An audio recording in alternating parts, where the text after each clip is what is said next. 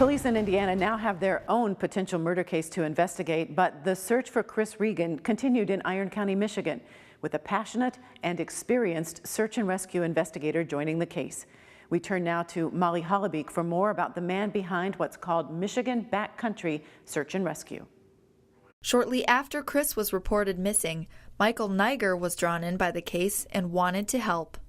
You know, I was monitoring that case. I remember the vehicle was found at a park and ride, and the individual wasn't found, and I believe it was like 2 or 3 weeks after the vehicle was found that I reached out to Iron River PD, specifically Chief Laura Frizzo, and asked her if I could be of assistance. Niger spent 26 years as part of the Michigan State Police, with experience in forensics labs and as a trooper.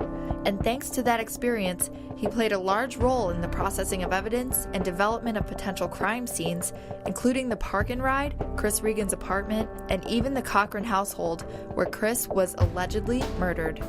So we brought dogs in, and they searched the house and the grounds and the garage outside and the floorboards and the fire pit and then the property around the house. And then, of course, over the months that this case went on, we had dogs all over at other locations looking for Chris's remains.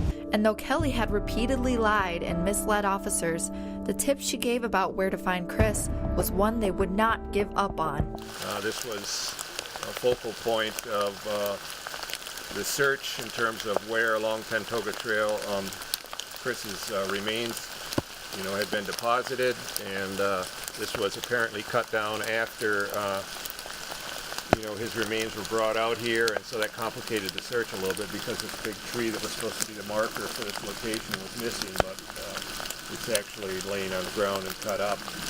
And finally, their persistence started to pay off.